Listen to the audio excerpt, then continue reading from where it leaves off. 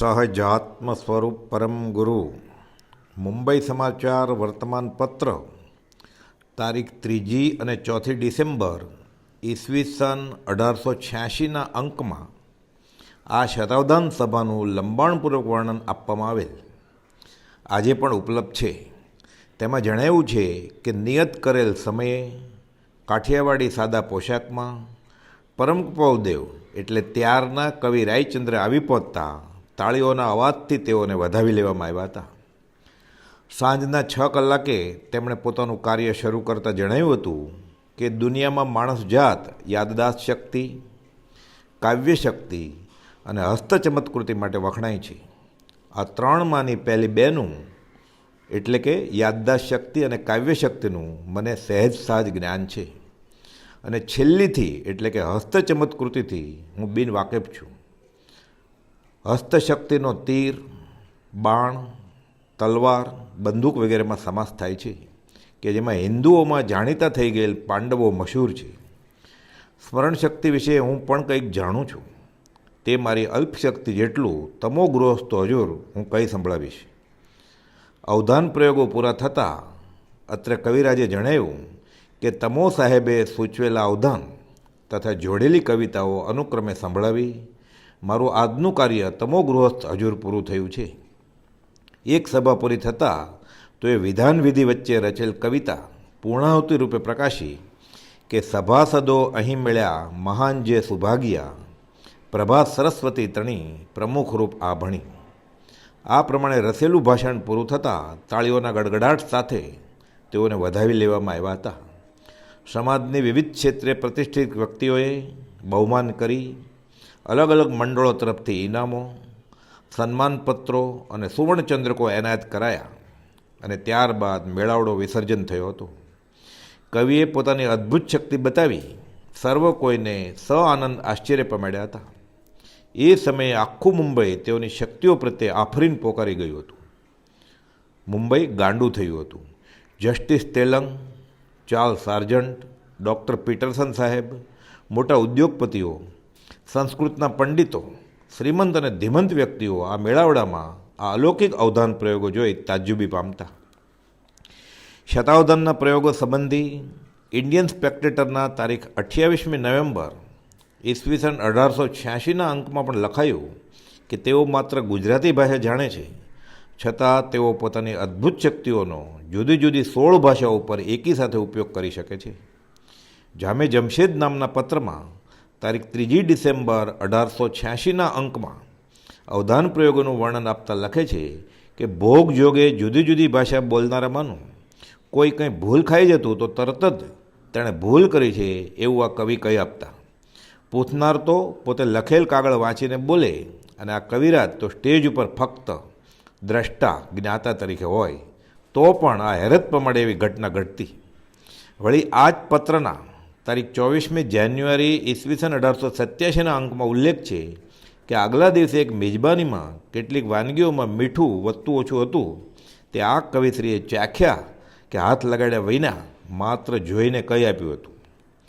Times of ઇન્ડિયાના તારીખ 24 જાન્યુઆરી ઈસવીસન 1887ના અંકમાં પણ અદ્ભુત સ્મરણશક્તિ તથા માનસિક શક્તિઓનું પ્રદર્શન એ મથાળા હેઠળ 19 વર્ષના એક હિન્દુ યુવાનની અદ્ભુત સ્મરણ અને માનસિક શક્તિઓ તેમજ અલૌકિક સ્પર્શેન્દ્રિયનો વિસ્તૃત અહેવાલ રજૂ કરાયો હતો.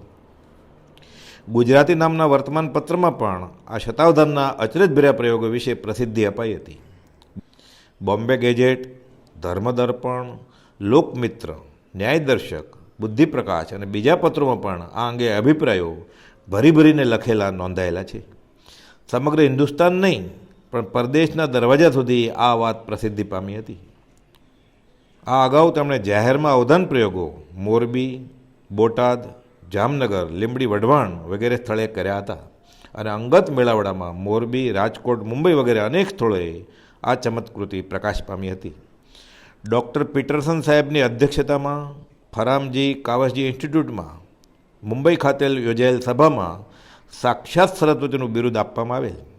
જોકે આ અગાઉ 4 વર્ષે જામનગરમાં મહાવિદ્વાનોની સભામાં અવધાન પ્રયોગ બતાવ્યા ત્યારે તેઓને હિન્દના હીરાના બિરુદથી નવાજવામાં આવ્યા હતા. પંડિત લાલન ઉંમરમાં પરમ કુલદેવ કરતાં 15 વર્ષે મોટા હતા અને મુંબઈ ક્ષેત્રે પરમ કુલદેવના નિકટના પરિચયમાં આવેલ હતા. અગાધ ક્ષેત્રે શ્રીમદ રાજચંદ્ર અર્ધશતાબ્દી ઉત્સવ પ્રસંગે તારીખ 22મી એપ્રિલ ઈસવીસન 1951ના રોજ પરિચય નોંધ આપે છે, જે અક્ષરશ શ્રીમદ રાજચંદ્ર અર્ધશતાબ્દી ગ્રંથમાં ઉપલબ્ધ છે. પંડિત લાલને બહુમાનપૂર્વક ઘણા પ્રસંગોનો આંખે દેખો અહેવાલ રજૂ કર્યો છે. એક અવધાન પ્રયોગ આર્ય સમાજમાં જસ્ટિસ શ્રી તેલંગના પ્રમુખપણા નીચે કર્યો હતો. તે અંગે તેઓના શબ્દોમાં જણાવે છે કે ગુરુદેવની સ્પર્શેન્દ્રિયનો વિકાસ જોઈએ. ગુરુદેવને આંખે પાટા બાંધી તેમને 50 પુસ્તક એક પછી એક આપવામાં આવતા અને તેમનું નામ આપવામાં આવતું. ગુરુદેવ તે પુસ્તકો પર બરોબર હાથ ફેરવી મૂકી દેતા. આ પ્રમાણે 50 પુસ્તક આપવામાં આવ્યા. આ વિધિ પછી એમાંનું કોઈ પણ પુસ્તક માગવામાં આવે તે પુસ્તક ગુરુદેવ બધા પુસ્તકો પર હાથ ફેરવી શોધી આપતા, અથવા તો એમાંના કોઈ પુસ્તકનો અનુક્રમ નંબર આપીએ તે પુસ્તકનું નામ આપી પુસ્તક શોધી આપતા. એટલે કે 31મું પુસ્તક કાઢી આપો અને તેનું નામ કહો એમ કહેવામાં આવે તો તે પુસ્તકનું નામ, દાખલા તરીકે યોગ દ્રષ્ટિ સમુચ્ચય એમ કંઈ બતાવી આંખે પાટા સાથે પુસ્તક પણ શોધી આપતા. અથવા તો એમ કહેવામાં આવે કે આચારાંગ સૂત્ર આપો તો તે આંખે બાંધેલ પાટા સાથે ઢગલામાંથી હાથ ફેરવીને એ પુસ્તક કાઢી આપતા. આગળ પંડિત લાલન કહે છે, આ પ્રમાણે આપણે જે ચક્ષુથી જોઈ શકીએ છીએ તે ગુરુદેવ સ્પર્શથી પણ જોઈ શકતા. અસંખ્યાત પ્રદેશી આત્મા, પ્રદેશે અનંત જ્ઞાન કે તેઓને આંગળીના સ્પર્શથી પણ ચક્ષુઇન્દ્રિયનું જ્ઞાન થાય. આ જ્ઞાનનો ઉઘાડ છે. 10 વર્ષની ઉંમરે આ બાળ રાજે કચ્છના ભાઈઓને રાજકોટ મુકામે કહેલ કે આત્માની અનંત શક્તિઓ છે, તે વડે આ બધું શક્ય છે. પરમ કુલદેવ માટે આ સહજ જ છે. આ ઉપરથી વારંવાર ઊંડા ઉતરી શાંત ચિત્તે વિચારતા એટલું તો સ્પષ્ટ જણાય કે પરમ કુલદેવના અવધાન માત્ર સામાન્ય જન સમુદાયમાં ઘર કરી ગયેલ ખ્યાલ કે આ વિકસેલ યાદશક્તિનો પ્રયોગ છે તો તે એમ નહીં જ. આ પ્રયોગો તીક્ષ્ણ ઉપયોગ, મનની એકાગ્રતા, ઉત્કૃષ્ટ સેવ પશ્ચિમના દ્યોતક તો છે જ, સાથે અતિન્દ્રિય જ્ઞાન, અવધિ જ્ઞાન, જેની અવધિ માત્ર પરમ કુલદેવે સ્વયં જાણી કે ભગવાન જાણે તેવું છે. શ્રોતાની મનપસંદ ભાષામાં કાવ્યરચના કરવી અને તેના અક્ષરોની લેવડ દેવડમાં તો સામેવાળાના મન મસ્તકના ભાવ અને વિચાર જાણવા એ અંતર્યામીપણા વિના અશક્ય જ છે. આ બધું એકી સાથે કરવું, તે પણ આપેલ નિયત સમયમાં અને ક્યાંય પણ નોંધ એટલે કે લખાણ વગેરે કર્યા વિના, કે ફરીવાર પ્રશ્ન પણ પૂછવા કરવાનો નહીં, એક ક્ષિતિજ જેમ પાર ન પમાય એવું છે. મતિ જ્ઞાન, શ્રુત જ્ઞાન, અવધિ જ્ઞાન અને અંતર્યામીપણું કે મનપ્રયોગ જ્ઞાન તો કદાચ મહાપરિશ્રમે ઘણા લાંબા કાળના સત્સંગ સમાગમે વત્તેઓ છે જે સમજાય એમ છે. પણ એક ગહન અને માર્મિક બાબત, આ બધી સમસ્યાઓ કે પ્રશ્નોનું નિરાકરણ ગણિત, ભાષા કે અધ્યાત્મ વિષયક, અને તે પણ વાસ્તવિક કે માત્ર કલ્પિત બાબતો અંગે, તે વળી દુનિયાની અલગ અલગ ભાષાઓમાં અને તેના પૂર્ણ જવાબમાં વૈરાગ્ય જ નીતરે એ કયું જ્ઞાન કહેવાય? માળા ફેરવનાર તો માળાના મણકા ફેરવ્યા કરે અને તેની સામે કંઈ ટગર જોવાનું નહોતું કે ફરતા મણકા ગણી લેવાય. ઊંધા પત્તા જાણે સવળા જ દેખાતા હોય તેમ થપ્પીમાંથી ઉઠાવી કાઢી લેવા. આ કેવો જ્ઞાનનો ઉગાડ! કવિતાને હિંમત આપતી કાવ્ય કડી ભુજંગી છંદમાં બનાવવા કહેવું, અને હજુ પ્રશ્ન પૂરો થાય કે આ છંદના 48 અક્ષરો મન મસ્તકમાં ગોઠવી તેનો 46મો અક્ષર કયો હશે તે નક્કી કરી માગ્યો કે આપી દેવો. આ તે વળી કેવું જ્ઞાન! પૂછનારને ક્યાં ખબર છે કે આ અલૌકિક પુરુષ માંગેલ છંદમાં કેવું કાવ્ય બનાવશે? અહીં તો અંતર્યામીપણા કરતાં કંઈક વિશેષ છે. અહીં સામેવાળાના ભાવ જાણવાની ક્યાં વાત છે? એ તો આપણને જ્ઞાન થાય ત્યારે સમજાય, અને કાં તો અત્યારે શ્રદ્ધવું હોય તો શ્રદ્ધાય. સ્પર્શથી આંખનું જ્ઞાન થાય, નાકથી સ્વાદનું જ્ઞાન થાય, મનથી તો સામેવાળાના મનના ભાવો જણાય. અહીં તો આત્માની અનંત શક્તિ અને આત્માની અનંત શક્તિથી બધું જ જણાય. પૂજ્ય મગન બાપા કહેતા, પૂજ્ય સૌભાગભાઈ જેવો આશ્રય અને શરણ ભાવ આવે, પૂજ્ય અંબાલાલભાઈ જેવો સેવાભાવ આવે, પૂજ્ય જેઠાભાઈ જેવો વૈરાગ્ય પ્રગટે, પૂજ્ય પ્રભુસિંહ જેવી ભક્તિ ખીલે, કે પૂજ્ય બ્રહ્મચારી જેવી દાસાનું દાસ દશા પ્રગટે ત્યારે સમજાય.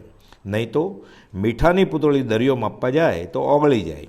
ઉપમા આપ્યાની તમા રાખવી તે વ્યર્થ, દઉં ઉપમા તો અભિમાન મારું, અને અભિમાન ટાળ્યા તણું તત્વ તારું. હે રાજ, શાયર માનતે શાયર સરીખો, તેમ તું જેવો, હે રાજ તું જેવો. તેઓ પાસે શું છે તે તેઓને ઓળખ્યા વગર કેમ સમજાય? આ અધધધ એવી ચમત્કૃતિઓને તો તેઓએ 19મી વર્ષે તિલાંજલિ આપી દીધી. નક્કી તેઓ પાસે આનાથી પણ કંઈક કિંમતી વસ્તુ હોવી જોઈએ. જીસ ધન સે બનીને ધની, માને મળીને કાચ, તે ધનની ઝીણી કણી, નમી યાચું તુજ પાસ. હે રાજ, નમી યાચું તુજ પાસ, સહજાત્મ સ્વરૂપ પરમ ગુરુ. સહજાત્મ સ્વરૂપ પરમ ગુરુ. વંદુ શ્રી ગુરુ રાજ પ્રભુને, અહો અલૌકિક જ્ઞાન જોને, તીવ્ર જ્ઞાન દશામાં ક્યાંથી અવિરતિ પામે સ્થાન જોને.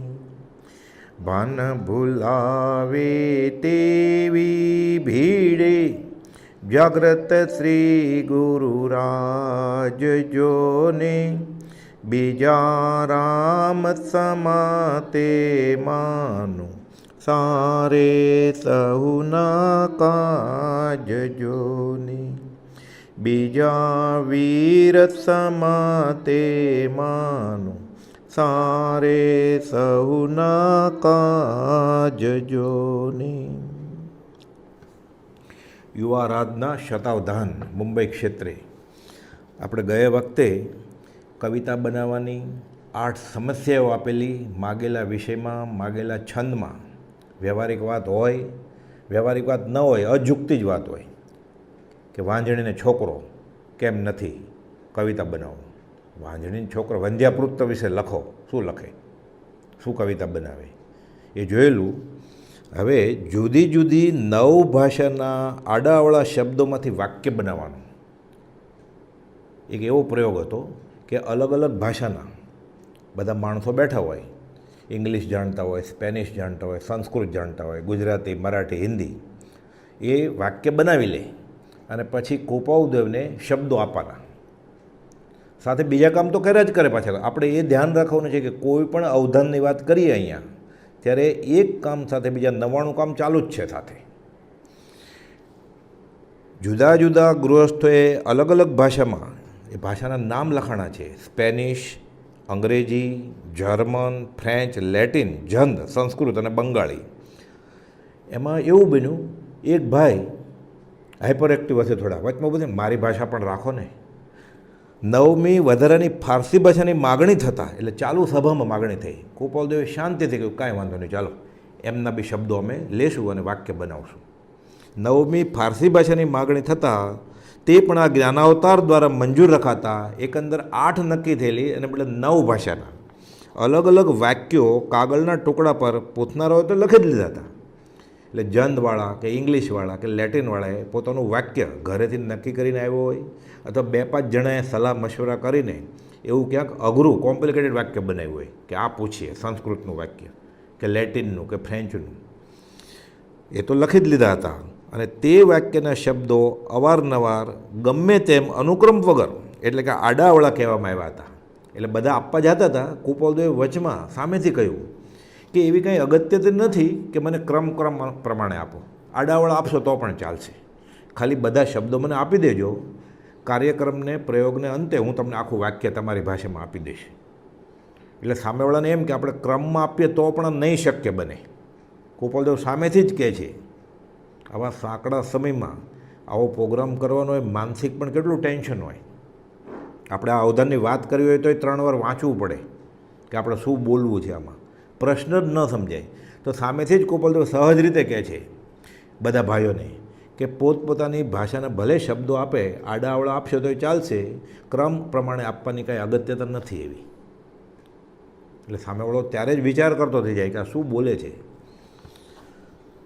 ગમે તેમ અનુક્રમ વગર, એટલે કે આડાઅવળા કહેવામાં આવ્યા હતા તે ક્યાંય લખ્યા વિના મનમાં જ અવતરતા જવાના અને 2 જુદા રાગની કવિતા વચમાં રચતા જવાની. એટલે કે પાછા બધા શબ્દો આપે એવું નહીં, 1-2 લેટિનના શબ્દો, એકાદ શબ્દ આપ્યો હોય પછી કવિતા બનાવાઈ જાય. કુપાલ પછી પાછા બીજા ભાઈ હોય એ કૃપાળુને ખબર ન હોય કે સંસ્કૃતમાં આપવાનો છે કે ગુજરાતીમાં આપવાનો છે કે લેટિનમાં આપવાનો છે, એનો શબ્દ લઈ લે. પછી પાછા કૃપાળુદેવ બીજા ભાઈની જે બીજી કવિતા બનાવવાની હતી ત્યાં જાય. પાછા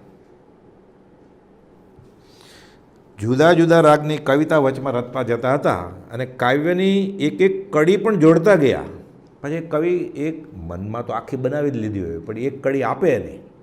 પછી પાછું ઓલા ભાઈને પૂછે, આ બોલો બીજો શબ્દ તમારો. નવે ભાષાના શબ્દો અનુક્રમ સાથે ગોઠવી કરી વાક્ય બનાવી અને કઈ બતાવ્યા. પ્રયોગને અંતે આખું આખું વાક્ય બોલે. એટલે કોઈ ઇંગ્લિશમાં કંઈ પૂછ્યું હોય કે have you ever bin in Bombay, તો એની સામે જોઈને કહે કે તમે આ પૂછેલું.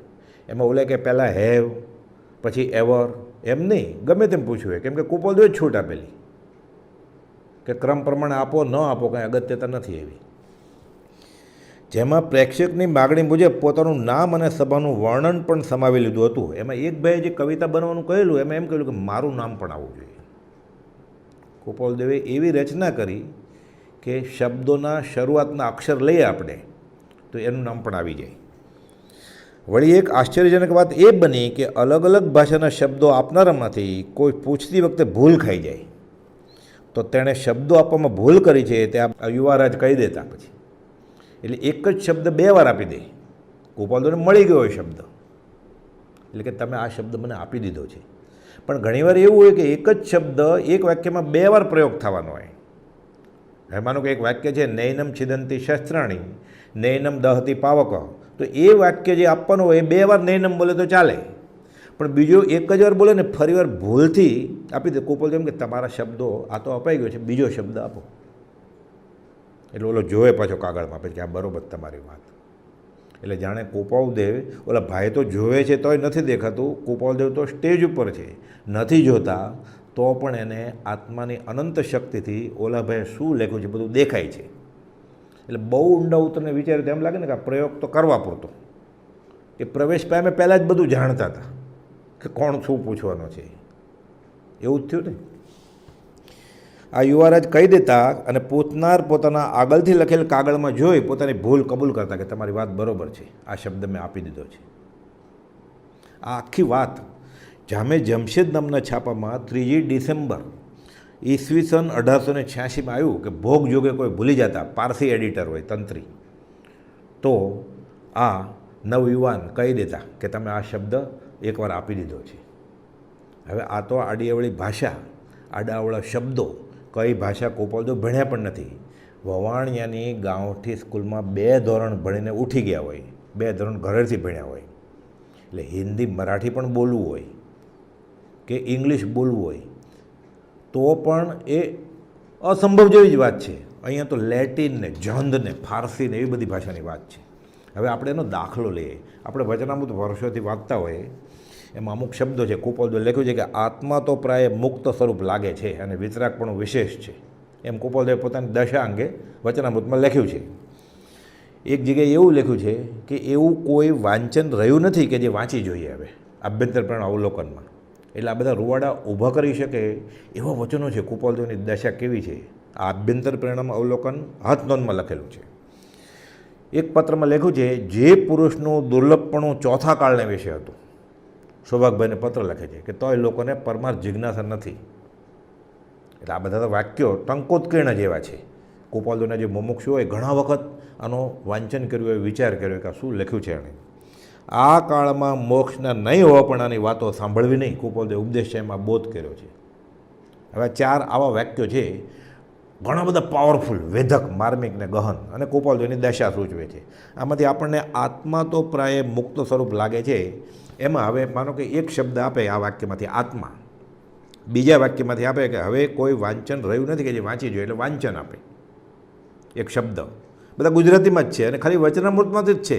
એ પણ જેણે 30, 40, 50 વર્ષનો વચનામૃતનો અભ્યાસ છે અને જે એમ માને છે કે અમે કૃપાળુદેવને માનીએ છીએ, ખરેખર પ્રેમ છે એને, વાંચે છે પ્રેમથી, અને પ્રેમ પણ આવે છે, આનંદ આવે છે, એને આ પૂછવામાં આવે. પછી જે પુરુષનું દુર્લભપણું ચોથા કાળને વિશે, એટલે અમે આપે કે ચોથો એ શબ્દ આપ્યો, અને છેલ્લામાંથી આપે કે આ કાળમાં મોક્ષના નહીં હોવાપણાની વાતો સાંભળવી નહીં, એટલે મોક્ષ એમ શબ્દ આપે. પછી આપણે આટલા 100 અવધાનને બધું બાજુમાં રાખીએ, ખાલી આ 4 ભાઈઓ છે. ફરીવાર પાછા પહેલાં આગળ જાય કે હવે તમે બીજો શબ્દ આપો, પછી ઓલાને કહે હવે તમે એક આપો. ક્રમ પ્રમાણે જ, આડાવળે નહીં. હવે આપણે જોઈએ ને, આપણે ગોઠવીએ આ ચાર્ટમાં જોઈએ તો આ શબ્દો આ ચાર્ટમાં દેખાય છે.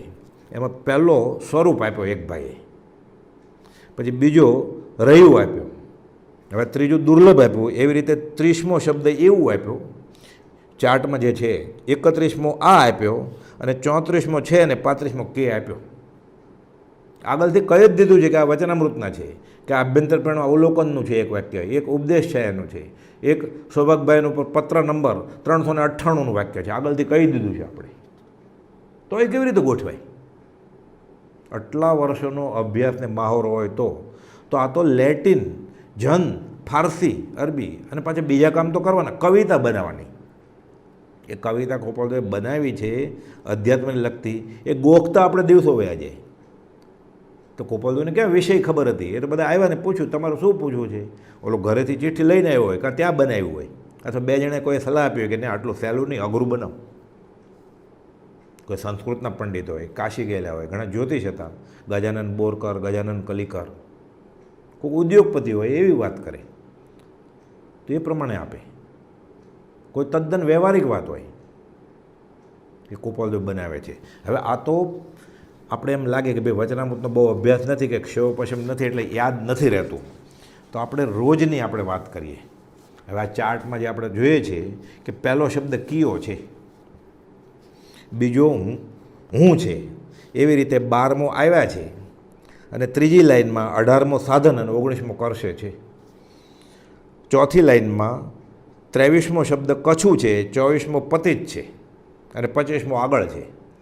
આ મુમુક્ષુઓ છે, વર્ષોના નિત્યક્રમ કરે છે, બધું મોઢે છે. ભક્તિ ઘણી બધું ક્ષમાપના મોઢે છે, વિષ દ્વા, યમ નિયમ, આત્મસિદ્ધિ બધું મોઢે જ છે એને.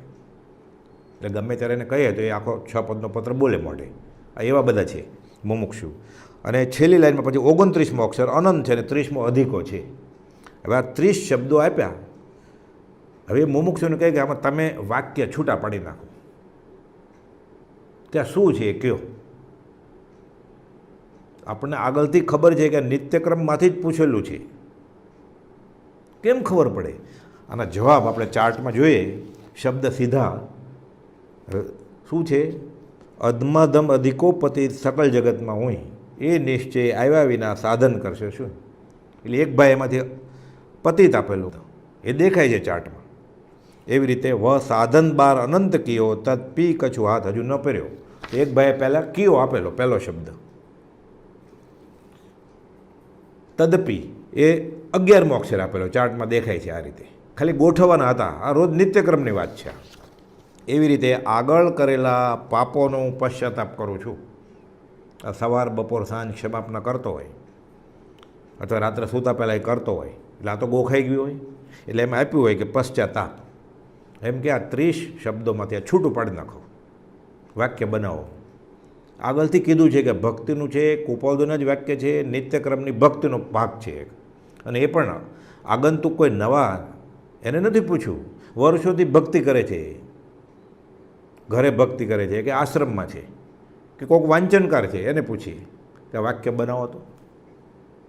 પત્રો બધા મોઢે હોય, આખા કડકડાટ બોલતો હોય, લેખક હોય, વાચક હોય, હોશિયાર હોય, મુમુક્ષુ હોય, સદાચારી હોય, આ કેમ આવડે? લોમ વિલોમ જાણતા નથી એ પાછી ભાષા. અને અધ્યાત્મને લગતી હોય એવું જરૂરી નથી, વ્યવહાર પણ હોય. હવે તમે મુંબઈ ક્યારે આવેલા? ઇંગ્લિશમાં પૂછે, have you ever bin in Bombay? તો ગોપાલદેવને પાછું એ મન મસ્તકમાં તો દુનિયાની બધી ભાષા આવડે છે નહીં. એટલે એ ભાઈ શું પૂછે છે એ પાછા ગોઠવે મગજમાં. સાથે પછી સંસ્કૃતની કવિતા બનાવે, ગુજરાતીની કવિતા બનાવે. એમાં ઓલો રુસ્તમજીભાઈ એમ કે મારું નામ આવવું જોઈએ, તો રુસ્તમજીનું નામ ગોઠવે અને શબ્દો આપે. એટલે આ એવી રીતે બધું કરેલું છે. હવે એની કરતાં સહેલું આપણે લઈએ, એ પાછો જે પૂછવાનો છે. હવે આપણે એક વાક્ય ગોપાલદેવે લખ્યું છે કે 2 અક્ષરમાં માર્ગ રહ્યો છે. એટલે એ ભાઈએ નક્કી કર્યું કે મારે આમાંથી હું આડાવડા શબ્દો આપું, કે 2 પછી રહ્યો છે એનો રહ્યો આપું, કે પછી અક્ષરમાં એમ આપું. હવે એણે મનમાં એમ ધાર્યું હોય કે 2 અક્ષરમાં માર્ગ રહ્યો છે એને બદલે અક્ષર 2માં માર્ગ રહ્યો છે, એમ વિચાર્યું હોય તો અંબાલાલભાઈએ આ અધ્યાત્મ માટે સ્વાધ્યાય અર્થે આવું બધું કર્યા છે. અર્થ સત્સંગ સંજીવનીમાં છે. એમ વિચારે કે ના 2 અક્ષરમાં માર્ગ રહ્યો છે એમ નથી કહેવું, માર્ગ રહ્યો છે અક્ષર 2માં, તો અર્થ એનો એ જ છે. તો એ ભાઈ પહેલાં 2 બોલવાના છે, પહેલાં અક્ષર બોલવાના છે કે પહેલાં માર્ગ બોલવાના છે, ખબર કેમ પડે?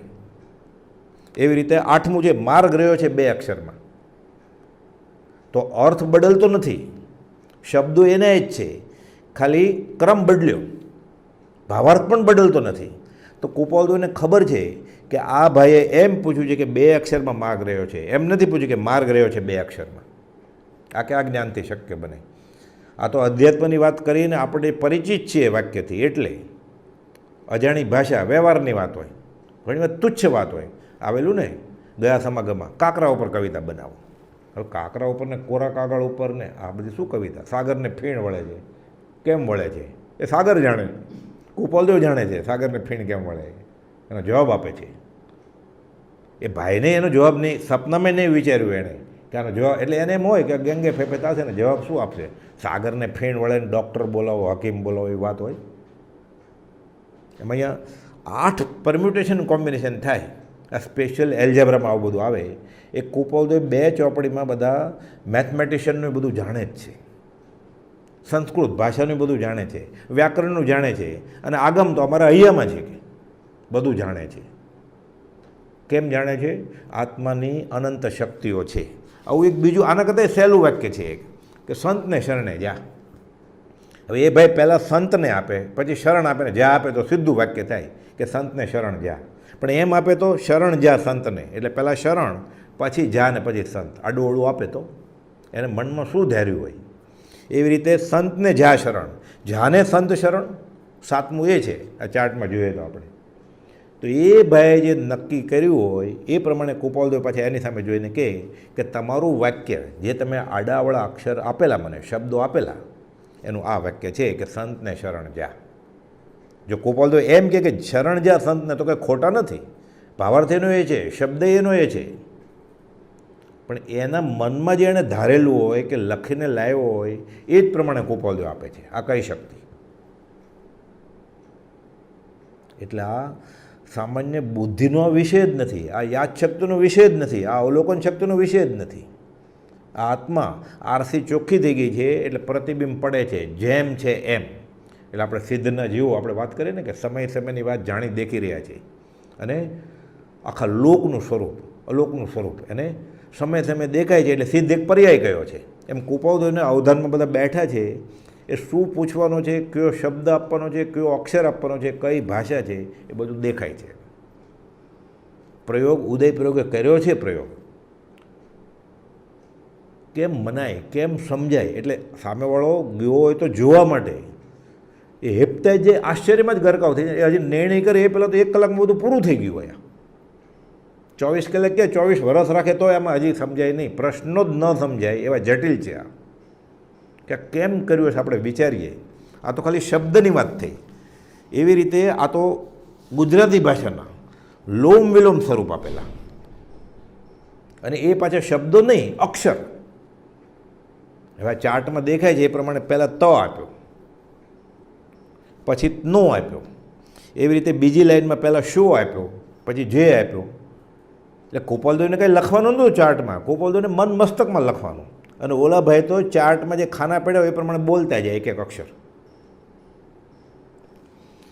અને છેલ્લે હ વા ને છે આપ્યું. એટલે કુપાલદેવ બીજા કાર્ય કરે, પછી એની પાસે આવે, અને એમાં અર્થ શું થાય છે? એટલે કુપાલદેવ કહે કે તમે શું પૂછ્યું છે એ આડાવળા અક્ષરોનું વાક્ય બનાવે છે. ગુજરાતી વાક્ય હતું કે આપના જેવા રત્નોથી હજુ સૃષ્ટિ સુશોભિત છે, એ જોઈને આનંદ થાય છે. એટલે ઓલા ભાઈને અહોભાવ થયો હશે, પણ આડાવળા અક્ષર આપીને કહે છે. એ કુપાલદેવ ગોઠવી લીધા. એટલે એક સાથે અલગ અલગ ભાષાના, એટલે ગુજરાતી, લેટિન, ઇંગ્લિશ, સંસ્કૃત, અરબી, એ 400-500 અક્ષર બધા ભેગા કરી લેવાના, એટલે કોથળે મૂક્યા અને છૂટા પાડવા. કેવી રીતે પડે? એટલે આપણે વિચાર કરીએ ને કે ચોખાનો ઢગલો છે 1000 કિલોને, એમાં 10 ગ્રામ રાઈ નાખી દઈએ અને રાઈના દાણા અલગ કાઢી દો, તો એ પણ આપેલા સમયમાં પાછા. એ તો રાયને ઓળખે છે, ચોખાને ઓળખે છે, અહીંયા તો ભાષા ઓળખતા જ નથી ગોપાલદેવ. આગળથી કહ્યું છે કે રાય કાઢ, આમાં તો કઈ ભાષા છે એ જ નથી ખબર, કયો વિષય છે એ નથી ખબર, અને એના મનમાં શું છે. આગળ હમણાં જોયું કે સંતને શરણ જાગે, જ્યાં શરણ સંતને, પછી એના મનમાં છે એ પ્રમાણે જવાબ આપવાનો. એવી એક જાડેજી ભાષા હતી ચાર્ટમાં છે. એણે આડાવડા અક્ષર એવા આપ્યા અને અધ્યાત્મને લગતી કાંઈ વાત જ નહીં, ફક્ત વ્યવહારિક વાત. એને ખરેખર એવો પ્રોબ્લેમ હશે ઘરમાં કે એના સંબંધી સાથે, પતિ સાથે, પત્ની સાથે કે પ્રેમી સાથે, એ પ્રેમી પ્રેમલાની વાત હોય, પણ ગોપાલદેવે તો કહ્યું છે આભ્યંતરપણ અવલોકન હાથનોંધમાં સહજમાં કે તે ધર્મની વિધિ, અર્થની વિધિ, કામની વિધિ ને મોક્ષની વિધિ બધું જાણે છે, પણ અત્યારે તીક્ષ્ણનો ઉપયોગ ખાલી આત્મા પ્રત્યે જ છે. તો આ પ્રશ્ન જે પૂછ્યો હતો એણે એવો અક્ષર આપ્યો, પહેલાં આ ચાર્ટમાં દેખાય છે એ પ્રમાણે ય, પછી આપ્યો મું, એવી રીતે પછી આગળ છેલ્લી લાઈનમાં પહેલાં ઠી આપ્યો, પછી તો, પછી ક, પછી તો. હવે આ બધા આડાઅવળા અક્ષર આપે છે. બીજા કામ ગોપાલદેવ કરે છે અવધાનના બધા, એમાં ઓલો વાંસા ઉપર ચણોઠી ફેંકે, ઓલો ઘંટ વગાડે, એ તો વચમાં થાકી ગયો હોય તો ન પણ વગાડે, અને કાં ઉપરા ઉપરી 2 વાર વગાડી લે. એ પાછા એવા જાડા ડગલા ઉપર પડે ચણોઠી, અને ગોપાલદેવને ચક્રવર્તી વ્યાજના દાખલા ગણવા જ પાછા કવિતા બનાવી છે. એમાં ઓલા પારસીભાઈને એનું નામ ના આવે બનાવે, તરત જ ચાલુ પ્રોગ્રામમાં ઊભા થઈને પ્રોગ્રામ બગાડે. તો મારું નામ નહીં આવ્યું તમે સાહેબજી એમ કહેતો. એ બધું ધ્યાન રાખે છે ગોપાલદેવ, અને પછી વાક્ય બનાવે છે. કયું છે જાડેજીનું વાક્ય? આ ચાર્ટમાં જોઈએ, મુજા દિલો ધાન હતે અચે નતો, એટલે મારો આ દિલનો જીગરજાન દોસ્ત અહીંયા આવતો નથી. મૂકે ઠીક પડે નતો, એટલે મને આ યોગ્ય નથી લાગતું. પોય તોજી મરજી, મને આ યોગ્ય નથી લાગતું, તારી જે મરજી હોય એ કે. એ સારો ચવાય? પ્રશ્ન કરે છે. આ સારી વાત છે. એ પોતાના પતિને કે પ્રેમીને કે આ પૂછતી હશે, એ અક્ષરમાં લખે છે. એ ગોપાલદેવ વ્યવહારિક વાત આખું વાક્ય બનાવે કે તમે આ કહ્યું છે જાડેજી ભાષામાં કે મુજા દિલો દાન હતે અચે નહોતો, મૂકે ઠીક પડે નહોતો, પોય તોજી મરજી. એ સારો ચોવાય? એટલે મન મસ્તકમાં શું અવધારતા હશે? આ અવધાન કોને કહેવાતા હશે? આપણે સામાન્ય રીતે છાપામાં કે વોટ્સઅપના ગ્રુપમાં કેવું જોઈએ કે ફલાણા હોલમાં ફલાણી તારીખે સવારે 10 થી 12 રવિવારે અવધાનના પ્રયોગ છે. એ જોઈએ તો આપણને ખબર પડે. એ નિંદાની વાત નથી, પણ ગોપાલદેવના જ્ઞાનની અનંત શક્તિ, આત્માની અનંત શક્તિ જે રજૂ કરી છે, આ યાદશક્તિનો પ્રયોગ છે જ નહીં. આ તો સામેવાળાના મનની વાત. એ પાછું એણે ધાર્યું છે. એ પાછો ભૂલ કરે તો એ ભૂલ કરી છે, એણે કંઈ નક્કી નહોતું કર્યું કે હું ભૂલથી 2 વાર આપીશ. અને કદાચ નક્કી પણ કર્યું હતું, એ ગોપાલદેવ જાણે છે કે અમારી પરીક્ષા દાખલ 2 વાર આપે છે, હવે તો ભૂલ થઈ ગઈ છે તમારી, ઓલે માફ કરજો મારી. મન પર્યાયમાં તો બીજાના અરૂપી વસ્તુના એટલે બીજાના મનના પર્યાય જાણે, અને અવધિ જ્ઞાનથી ઇન્દ્રિયોની મદદ વગર રૂપી વસ્તુનું જ્ઞાન થાય. અહીંયા કયા ખાનામાં બેસ્યા? મતિ, શ્રુત, અવધિ, મન પર્યાય કયા જ્ઞાનમાં બેસ્યા?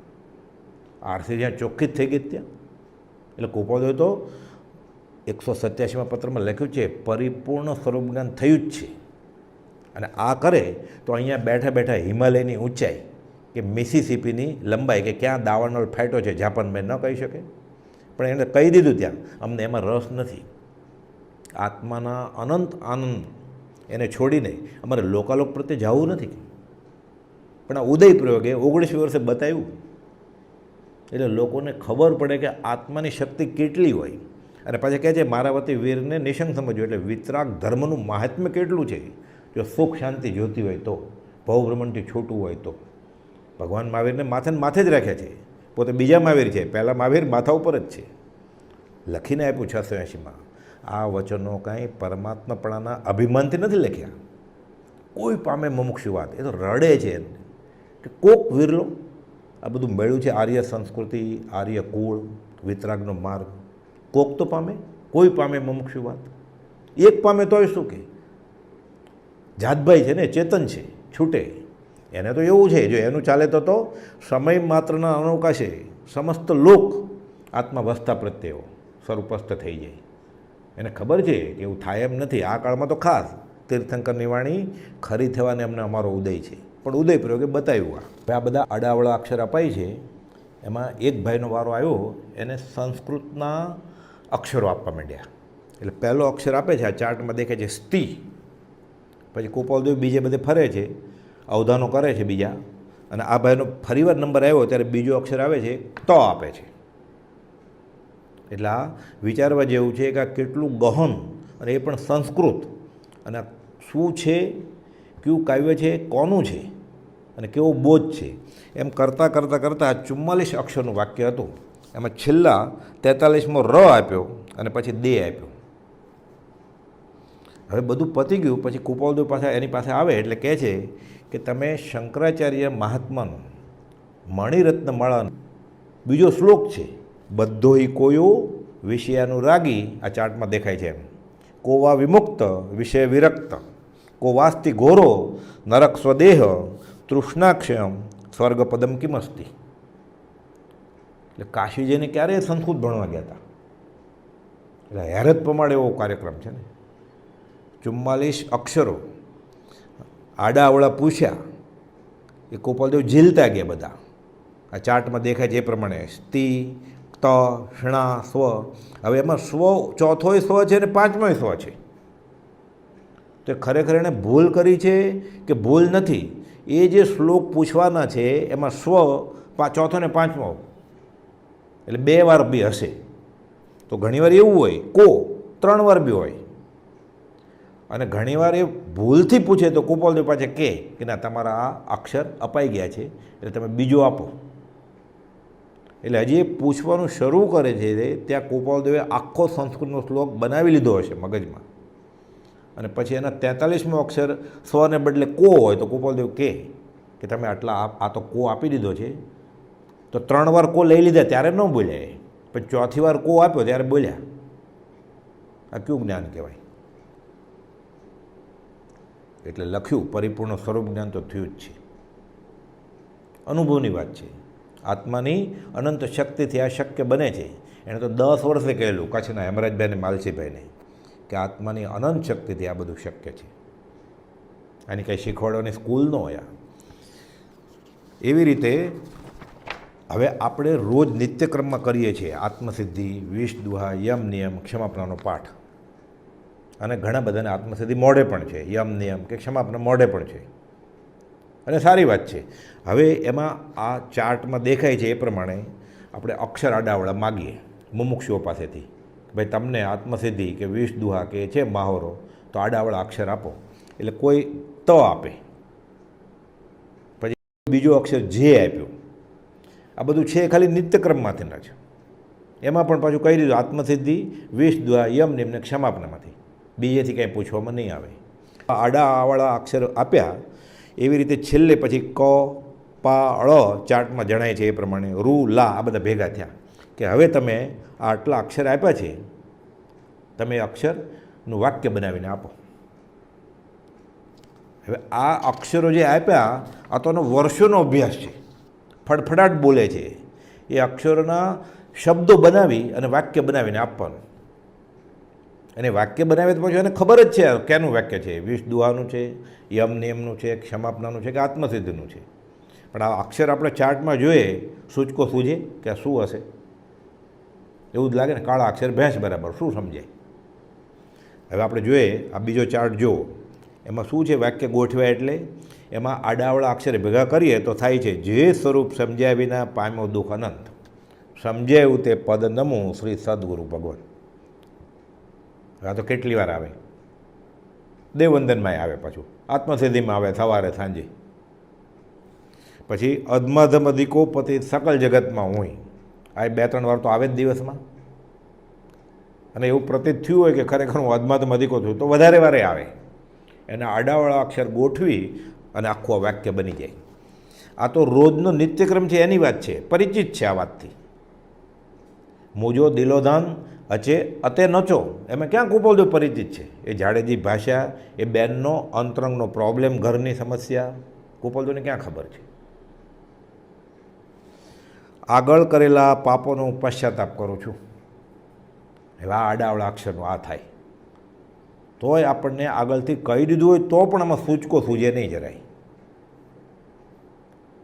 તો માગેલા નિયત સમયમાં 100 વિષયો એક સાથે, નહીં જાણેલી, નહીં સાંભળેલી, નહીં શીખેલી ભાષા.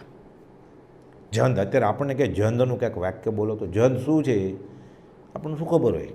જોવું પડે, પછી કોઈકને પૂછવું પડે. એવી રીતે હવેનો જે પ્રયોગ છે, આ બધા અવધાન તો કર્યા, એમાં કુપોદોને એવો એક વિષય હતો કે એ વિષય આપે કે આ વિષય ઉપર કવિતા બનાવો તમે. એ પછી માગેલા છંદમાં બનાવવાની, એટલે કોઈ કે ભુજંગી છંદમાં બનાવો, અનુષ્ટુપ છંદમાં બનાવો, શાર્દુલ્ય છંદમાં બનાવો. પણ આવી બધી હરીફાઈ હોય ને ત્યારે ભુજંગી છંદ કહેવામાં આવે, એટલે અઘરો પડે. જે સંસ્કૃત ભણેલા હોય એને ખબર હોય કે સામેવાળો આમાં ગેંગે ફેફે થશે કે માત્રાની ભૂલ થઈ જશે. એટલે કુપોદોને ઘણી જગ્યાએ જે અવધાન કર્યા છે ને તે ભુજંગી છંદમાં બધા બહુ રચવાનું કહેતા. એટલે જે સંસ્કૃત ભણેલા હોય, કાશી ભણેલા હોય, અથવા વ્યાકરણ આવડતું હોય, એ સામેવાળાની પરીક્ષા ભુજંગી છંદમાં કરે. એટલે કહે છે કે કવિતાને હિંમત આપવાની ભુજંગી છંદમાં. એટલે કુપોદો ખાલી પ્રશ્ન સાંભળે છે અને પછી જવાબ પાછો માગી લે કે એનો આ ચાર્ટમાં છે એ પ્રમાણે કે એનો 46મો અક્ષર આપો. હજી પ્રશ્ન પૂરો થાય છે ત્યાં કુપોદોએ આખો એ શ્લોક કે કાવ્ય કડી માગેલા છંદમાં માગેલા વિષય પર બનાવી નાખી અને એનો 46મો અક્ષર આપી દીધો કે અળો લખો. આ ચાર્ટમાં દેખાય છે. પછી કુપોદો પાછું બીજું કાવ્ય કરવા જાય. આ બધોય કોઈ આપણે જે વાત કરીએ, પાછા ચોપાટ, પત્તા, શતરંજ, ગણિતના દાખલા, એ તો બધું ચાલુ જ છે. હવે આ ભાઈને શબ્દ આપવાનો છે, એટલે ઓલા ભાઈ શું કહે છે, મને બીજો અક્ષર આપો. એટલે ચાર્ટમાં દેખાય છે 19મો. એટલે ફરીવાર એ ભાઈનો વારો આવ્યો ત્યારે 19મો અક્ષર એટલે મ આપ્યો હોય. એટલે આપણે 19મો શા માટે કહીએ છીએ કે 48 અક્ષરો ગોઠવાઈ જશે હમણાં અને એક એવું રોચક કાવ્ય બનશે. કવિતા ક્યાં નાની બેન છે, કવિતાને હિંમત આપો કે, અને પાછી ભુજંગી છંદમાં આપો. પછી પાછા કુપોદો બધા અવધાનના કામ કરવા જાય છે. અને ફરીવાર આ ભાઈનો નંબર આવ્યો ત્યારે એ ભાઈ એમ કહે છે, એનો ત્રીજી વાર નંબર આવ્યો કે મને 31મો અક્ષર આપો. એટલે કુપોદો કહે છે કે 31મો અક્ષર ડ લખો. તમે જે કવિતાને હિંમત આપો એક કાવ્ય મારે બનાવવાનું છે ભુજંગી છંદમાં, એક કાવ્ય કડીમાં 31મો અક્ષર ડ છે કે, એટલે 46મો અળ તો હતો જ, એ કુપોદો આપી દીધો. ફરીવાર વારો આવ્યો ત્યારે 19મો અક્ષર માગ્યો એટલે મ આપી જ દીધો. હવે કુપોદોને કહે છે 31મો અક્ષર આપો. એટલે કુપોદો કહે છે લખો ડ. એવી રીતે પછી ચોથી વારમાં એણે 43મો અક્ષર માગ્યો તો આપ્યો કુપોદોએ. અને 42મો અક્ષર આપો એ 5મી વાર, એટલે રાઉન્ડ આવ્યો 5મી વાર જ્યારે, ત્યારે એ મને એ કહે છે કુપોદોને કે 42મો અક્ષર આપો. એટલે કુપોદોએ મું આપ્યો. પછી બધું પતી જાય છે. પ્રયોગને અંતે એની સામે જોઈ કુપોલદેવ અને પછી શું કહે છે ભુજંગી છંદમાં, એ ભુજંગી છંદની માત્રા, મેળ, રાગ, ઉચ્ચાર બધું ખબર છે કુપોલદેવને. એટલે એની સામે જોઈને કુપોલદેવ કે આ ચાર્ટમાં લખ્યું છે એ પ્રમાણે, ભલી કા નિશાસા ધરે તું કવિતા. નિશાસા શું નાખે છે કે પડી શોકમાં કેમ તું કાવ્ય ગીતા. કવિતા સાથે વાત કરે છે. ઓલા ભાઈએ કહેલું ને કે કવિતાને હિંમત આપો, એટલે કે શોકમાં નહીં રહે તું. શોકમાં શું પડી છે કે નિશાસા શું નાખે છે કે હવે જો મને જોડતા હર્ષ દેજે, કૃપા તું કરી મુજ સંભાળ લેજે. એટલે કુપોલદેવ 48 અક્ષરો આડાવડા માગ્યા તે પ્રમાણે મંથ મસ્તકમાંથી ગોઠવીને તરત જ વીજળી વેગે, એટલે વીજળી તો કહેવા માટે આપી જ દીધા. હજી આખું પ્રશ્નનું વાક્ય પૂરું થાય છે કે ભુજંગી છંદમાં 48 અક્ષરની એક કાવ્ય કડી બનાવો અને મને એનો 46મો અક્ષર આપો. એ કુપોદો હજી પ્રશ્ન પૂરો થાય, પૂર્ણ વિરામ આવે ત્યારે આખી કવિતા બનાવી લીધી હશે ને, કે જે કાવ્ય બનાવશે એનો 46મો અક્ષર અળ હશે. આ કયું જ્ઞાન? આ પરિપૂર્ણ જ્ઞાન સિવાય બને જ કેવી રીતે? આ યાદશક્તિથી બને? આગળથી કહી દીધું હોય કે હું હે ભગવાન હું બહુ ભૂલી ગયો. હવે આપણે રોજ આ કરીએ છીએ, આપણે એ જોઈએ એટલે આપણને આપણા અનુભવમાં કંઈક બેસે થોડું કે આ કુપોદોએ શું કર્યું છે, અને જ્ઞાની પ્રત્યે અહોભાવ આવે. હવે નાનામાં નાનું વાક્ય લે, લગભગ બધાને મોઢે હોય, પૂજારીને હોય, અને કોઈક આગંતુક આવ્યો એ સમજે કે ભગવાન આગળ માફી માગે છે, હે ભગવાન હું બહુ ભૂલી ગયો. આ વાક્ય છે. હવે એના અક્ષરે કે જાજા નથી, 12 જ અક્ષર છે. હે ભગવાન 4, હું બહુ ભૂલી ગયો, 12 અક્ષર છે. હવે એમ કે આ લાઈનનો આપણે તો આ જાણીએ જ છીએ, એ ભગવાન બહુ ભૂલી ગયો એટલું, પણ એ બોલીએ છીએ આપણે. હવે એમ કે આ 12 અક્ષરનું વાક્ય છે, તમે એનો ત્રીજો અક્ષર આપો. શું આપીએ આપણે? એમ કે પહેલો અક્ષર આપો તો આપણે હે કહીએ, પછી એમ કે છેલ્લો અક્ષર આપો તો આપણે પાછું યાદ કરીને કહીએ કે હા ગયો યો, પણ એમ કે 12મો અક્ષર આપો તો ગોતવું પડે આપણે કે 12મો જ છે છેલ્લો અક્ષર યો, કે ભૂલી ગયો નો યો, પણ કેમ ખબર પડે? તો ઓલો કહે છે 46. મને એ પણ આ નિત્યક્રમની વાત નથી કે 40 વર્ષના અનુભવની વાત નથી, જાણેલી પોતાની માતૃભાષાની વાત નથી. વિષય શ્રોતા નક્કી કરે, ભાષા શ્રોતા નક્કી કરે, એ વ્યવહારિક છે કે પરમાર્થિક છે એ નક્કી કરે. કુપોલ તો જવાબ તો પાછો પરમાર્થિક જ આપે, વૈરાગ્ય ઉપજે એવો. એ ભાઈ વ્યવહારનો સવાલ પૂછે, કુપોલ તો પાછો એનો પરમાર્થિક જવાબ આપે. અને આ ખાલી એક જ ખાલી કરવાનું હોય તોય અવધાન અધધ છે. આ હવે 100 વસ્તુ આ કેમ થાય? એટલે આ 48 અક્ષરનો ભુજંગી છંદ કુપાલદેવે કવિતા તો બનાવી અને એ ભાઈને આપી. આ કંઈ એક જ નહીં, આવી જ પછી બીજી કાવ્યકડી બનવાનું એક બીજા ભાઈએ કહેલું, અને એ પણ પાછા કહે છે કે આટલા અક્ષરની મારી કાવ્ય બનાવો અને એનો 23મો અક્ષર આપો. પછી ફરીવાર નંબર આવે ત્યારે કહે છે 18મો અક્ષર આપો, પહેલો અક્ષર આપો. એને પણ એ રીતે એ જ માગેલા છંદમાં કવિતા બનાવી અને કુપોલદેવે સહજ જ આપી દીધી, બીજા અવધાન કરતાં કરતાં. એટલે આમ રિવર્સ જેવું થાય ને, આપણે મનમાં વિચારતા તો. હવે એક આવો પ્રસંગ બનેલો છે અમદાવાદ ક્ષેત્રે. મુંબઈથી વવાણીએ જતાં પરમ કુપોલદેવ સંવંત 1943માં શેઠ પાનાચંદ ઝવેરચંદને ત્યાં અમદાવાદ ઉતર્યા હતા. આ શેઠના એક ભાઈ સાથે શ્રી મલ્લીચંદ જયચંદની પેઢીએ તેઓ પધાર્યા. એટલે મલ્લીચંદ જયચંદ કોણ? જુઠાભાઈ જયસિંહભાઈ, એમના પિતા મલ્લીચંદ જયચંદ. એટલે એ પેઢીનું નામ એના બાપુજીના નામે ચાલતું હતું. 19 વર્ષના આ યુવા રાજ એટલે મુંબઈએ જતા હતા, અમદાવાદે જતા હતા. મોક્ષમાળા લખાઈ ગઈ હતી, પણ છપાવવાના એ યોજનામાં હતા. પૈસા પણ મળી ગયેલા છપાવવાના, માણેકબેન મોરબીના અને નેમચંદ વસંતજી માંગરોળવાળાએ આપી દીધા હતા. પણ એ પ્રેસ ક્યાં હોય? મુંબઈમાં હોય, અમદાવાદમાં હોય, આગોતરા ગ્રાહક કરવાના હોય ને છપાવે ને પછી પડી રહેતો. એટલે ધર્મ જિજ્ઞાસાએ જગાડવાની, વિતરાગની મૂળ વાત કરવાની. એટલે કુપોલદેવ તે જાય છે એટલે એની ઓળખાણ એ પેઢીએ કરાવે છે કે આ એક વિદ્વાન કવિ અને સ્વધર્મી છે, એટલે જૈન જ છે આપણા, એવી ઓળખાણ જોડેના ભાઈ શ્રી જયસિંહભાઈ વગેરેને આપી. ત્યાં કારભારી શ્રી લીલાધરભાઈ વકીલ પણ બેઠા હતા. કુપોલદેવનો વકીલ સાથે બહુ પનારો પડ્યો છે. મહાત્મા ગાંધી વકીલ, દારસીભાઈ વકીલ, વકીલ નહીં વકીલ, મેજિસ્ટ્રેટ, નવલચંદ ડોસા વકીલ, કાકાજી સસરા પ્રાણજીવનભાઈ એ ડૉક્ટર ખરા સાથે વકીલે હતા પાછા. એવી રીતે રેવાશંકર વકીલ, અહીંયા આવે લીલાધરભાઈ વકીલ. લહેરચંદ નામના એક ભાઈ પણ ત્યાં ઉપસ્થિત હતા. તેઓ વિશે જણાવી તેઓએ પરમ કુપોલને તે ભાઈ ઉપર એક કાવ્ય રચવા માગણી કરી.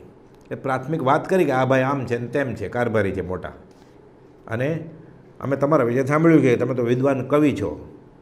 એટલે આમ આ જન્મ કવિ અને એવી આશ્ચર્યકારક શક્તિઓના ધારક છે એવું તો બધે પંકાઈ ગયેલું. ચોમેર કીર્તિ ગાજેલી.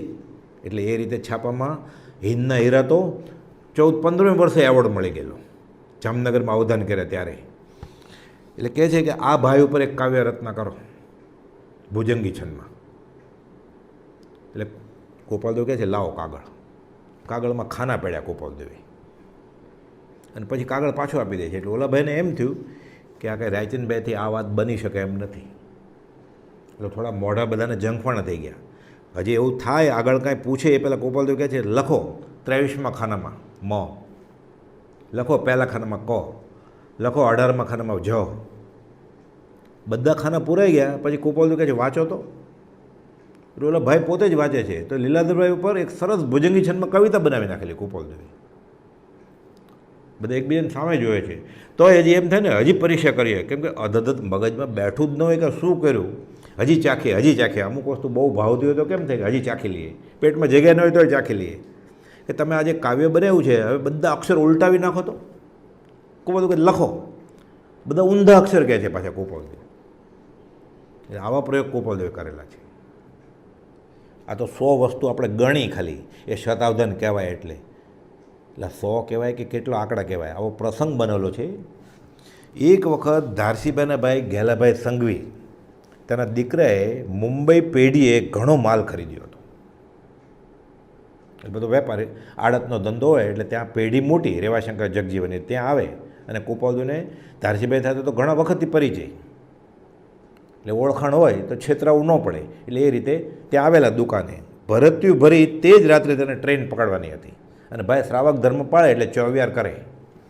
સમય ઓછો હોવાથી ચોવ્યારનું ભોજન લેવાનો સમય નહોતો એટલે નક્કી કર્યું કે આ બધું ભરત્યું ભરવાનું છે અને સાંજની તો ગાડી પકડવાની છે એટલે આજે ખાડો પડશે, આજ જમીશ નહીં હું, સહેજે તપ થઈ જશે કે.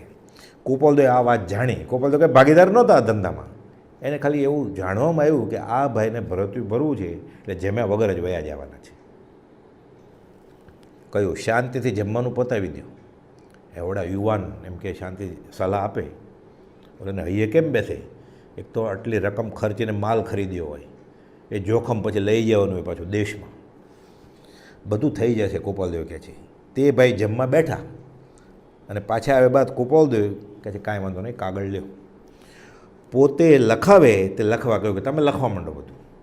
એ ઓલા ભાઈ વિચારે છે કે આ હતા નહીં, કંઈ ભાગીદાર નથી, આ શું મને લખાવશે? પણ કુપાલદેવના પ્રભાવથી એ રીતે જાણકાર કે છે એમ કવિ તરીકે જાણે, જ્યોતિષ તરીકે જાણે, જ્ઞાની તરીકે જાણે, જેટલી જેટલી ઓળખાણો એ પ્રમાણે ઓળખતા હતા. અને મોટા ઝવેરી છે કે ડાયા વિચક્ષણ. લીધો કાગળ, લખવા માંડ્યા. અલગ અલગ કાપડના તાકા, તેની જાત, કે આ ધણી પાસેથી કેટલા તાકા ખરીદ્યા તે અને તેની ખરીદ કિંમત, તાકા પ્રમાણે તેના ભાવ, તેના વાર પ્રમાણે ભાવ વગેરે તમામ રકમો મોઢે બોલતા ગયા અને લખાવ્યા બાદ પછી કહે છે જાઓ રકમ મેળવી લો. તો તમે જમવાનું તો પતાવી દીધું એટલે ઘણો ટાઈમ હતો કે તમે તો રકમ મેળવી લો, મેળવી હોય તો ક્રોસ ચેક કરી લો. પરમ કુપાલદેવ માત્ર ત્યાં હાજર જ હતા અને આ બધું ઉપલબ્ધ જોયેલું એણે એટલે આમ નજર ફરી ગઈ હોય કે આ કંઈક ચાલે છે, પણ એને ક્યાં આંખથી જોવાનું હતું, એને ક્યાં કાનથી સાંભળવાનું હતું. બધા પ્રદેશો ઉગાડા હોય તો બધું ઉપલબ્ધ જોયું કે સાંભળ્યું હોય અને આ રીતે 1600 આઇટમનું પાક્કું લિસ્ટ તૈયાર કરી દે છે. તો આ 1600 અવધાન થયા કે નહીં? આ અધધ મોટો ચમત્કાર છે આ કાળનો. અને આર્ય સંસ્કૃતિમાં, કેમ કે અનાર્ય પ્રદેશમાં તો આવા પ્રયોગો થતા જ નથી પાછું. એટલે અવધાન 8 અવધાન કે 12 અવધાનની વાતે એટલે કોઈ પાકિસ્તાનમાં કર્યા કે દુબઈમાં કર્યા એવું આવ્યું જ નથી. પરમ કુપાલદેવ પોતાની અભ્યંતર દશાના ઉલ્લેખમાં આભ્યંતર પરિણામ અવલોકન હાથ નોંધ પહેલીમાં ચોથામાં લખે છે કે તે કંઈક પામ્યો છે. એટલે આ બધું કંઈકમાં છે. આટલું કંઈક તો આપણે તેને સર્વાંગે ઓળખીએ તો તેનું બધું મળીને કેટલું થાય? અવધાન કરવા એ તો ચમત્કાર જ છે. આ વારંવાર વિચારીએ, આ પ્રશ્નો જ ખાલી આપણે મગજમાં બેસે તો લમણા દુખે એવા છે. એટલે બ્રહ્મચારી લખ્યું અહો સર્વજ્ઞ દશા વિતરાગી રાજચંદ્ર ભગવાન. પ્રજ્ઞાબોધના કડીએ કડીએ કૃપાલદેવને ભગવાન તરીકે જ ગયા છે ને ઓળખાણ થઈ ગયું હતું. પ્રભુશ્રીજી, સૌભાગભાઈ, અંબાલાલભાઈ પત્ર લખે સંબોધનમાં ભગવાન તરીકે જ લખે. અંબાલાલભાઈ લખે વર્તમાન મહાવીર, સૌભાગભાઈ લખે પરમાત્મા સાહેબ. શ્રી રાયચંદભાઈ રવજીભાઈની ઘણી ચિરંજીવી હજો. પ્રભુશ્રીજી લખે, પ્રભુશ્રી તો લોગસ તીખું તો એ બધી ગાથા લખે. તિનાણમ તારિયાણમ જીણાણમ જારિયાણમ ચંદેસુ નિમલેરા આવું બધું લખે. તીખું તો પછી ભગવાનનો જ પાસે. આના કરતાં પણ ઉચ્ચતમ વસ્તુ તેઓ હાંસલ કરી જ હતી. મેં કહેલું ને કે એક વસ્તુ સિવાય બીજી કોઈ પણ વસ્તુ પ્રત્યે, કોઈ પણ પદાર્થ પ્રત્યે આ વિચક્ષણ ઉપયોગે વાપરવામાં એને ઈચ્છા નથી. આત્મા આત્મા આત્મા આત્મામાં જ સમાઈ ગયા છે. તો સહજ આત્મ સ્વરૂપ લિખિતનમાં લખે છે શ્રી સહજ આત્મ સ્વરૂપ. લિખિતન 779માં શુદ્ધ સહજ આત્મ સ્વરૂપ. 680માં લિખિતન ઓમ શ્રી મહાવીર. ઉપર લખ્યું હું પરમાત્મા છું, પછી પાછું લખ્યું અંગત. હવે 19મી વર્ષે આ અવધાન કર્યા કુપાલદેવે. આ તો એક ચમત્કાર જ છે, અધધ છે. આ અછેરું જ કહેવાય. શાસ્ત્રમાં આપણે સાંભળ્યું હોય, વાંચ્યું હોય, પણ આ તો આ કાળનો આંખે દુખે અહેવાલ. મુંબઈ સમાચાર, જામે જમશેદમાં હજી હમણાં બની ગયેલી વાત. આ તો એક અજાયબી. કુપાલદેવે 19 વર્ષ પૂરું થતામાં તો આ બધું છોડી દીધું. દેવાગમ નભોયાનમ ચામરાદિ વિભૂતય 672માં કુપાલદેવે ટાંક્યું છે ને આચાર્ય સમનભદ્રનું વાક્ય કે દુંદુબી વાગે, ભામંડળ રચાય, દેવો આવે, અપ્સરાઓ આવે, અશોક વૃક્ષ, આ તો બધું ઠીક. અમે આનાથી નથી અંજાઈ જતા કે સમનભદ્ર આચાર્ય તીર્થંકર ભગવાનને ચેલેન્જ આપે જ જાણે.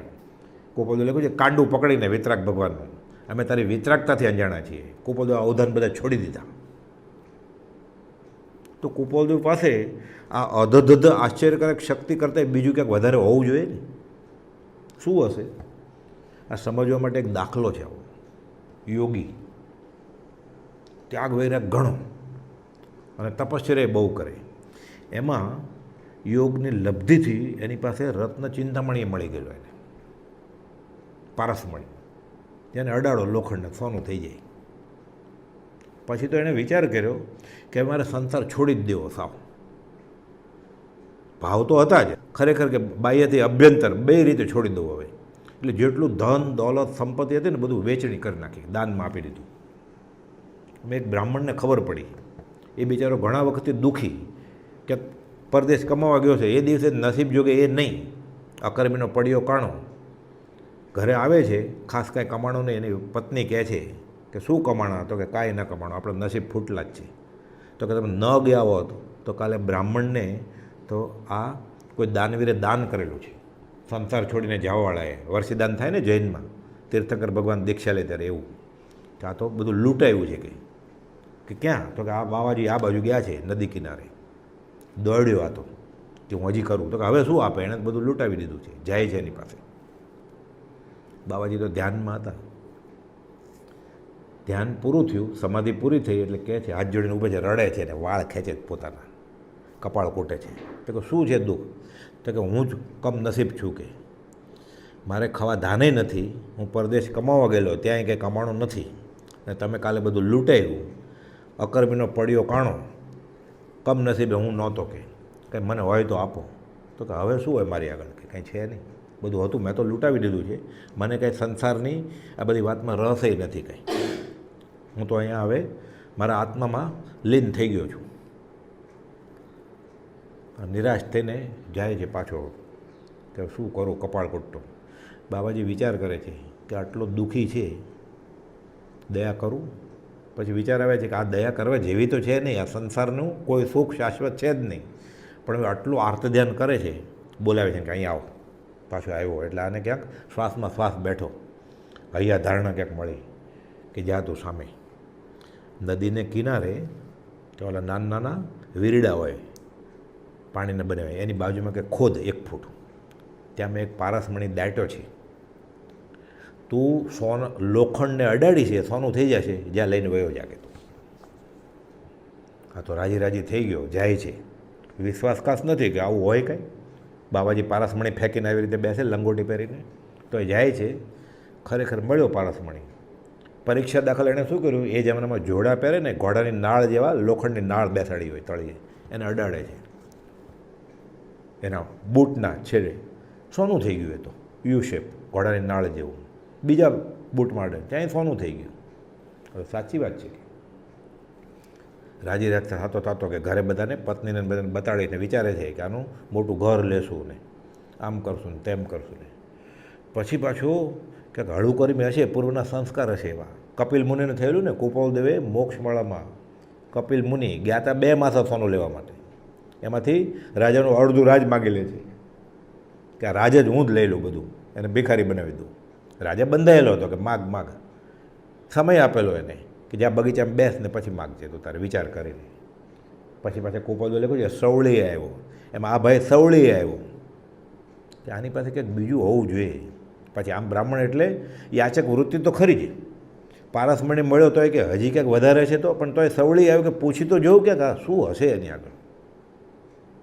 એટલે આમ કન્ફ્યુઝનમાં છે, સાથે પાછું જાણવું એ છે કે લંગોટી પહેરીને બેઠા છે એટલે ક્યાંક એની આગળ મોટું સુખ કે આના કરતાં વધારે હોવું જોઈએ. પૂછું તો ખરો, પછી જોઈએ મગાય એવો છે તો માગશું. જાય છે પાછો. અભી વાપસ ક્यों આવ્યા? બાબાજી કહે છે ફરી વાર કેમ આવ્યો તું? તને તો બધું આપી દીધું પારસમણી, નથી થતું સોનું? તો કે થાય છે ને. તો કે તમારી આગળ નક્કી કે આની કરતાં વિશેષ હોવું જોઈએ. તો કે એ જોઈએ જ તારે? બાબાજી કહે છે હા કેમ પડાય, પણ ડરતા ડરતા હા પડે જ કે હા કયો તો ખરા, મને એવું હશે માગવા જેવું તું માગીશ. તો કે તારે પારસમણી ત્યાં પાછો ફેંકી દેવો પડશે અને મારી બાજુમાં લંગોટી પહેરીને બેસી જવું પડશે. તો આ કયું સુખ છે? આ આત્માનંદ છે કે? વિચાર કરતો થઈ ગયો, ફેંકી દીધું એણે પારસમણી, ખાડામાં દાટવા ન ગયો, બેસી ગયો લંગોટી પહેરીને.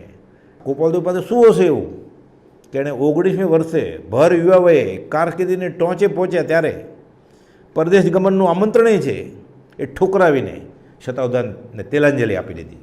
સાપ જેમ કાચલી તજે એમ. આ રાજ, એ રાજ તારી પાસે છે, મને આપ. તેની પાસે શું હશે? જીસ ધન સે બનીને ધની, માને મળીને કાચ, તે ધનની ઝીણી કણી, નમી યાચું તુજ પાસ. હે રાજ, નમી યાચું તુજ પાસ, સહજાત્મ સ્વરૂપ પરમ ગુરુ.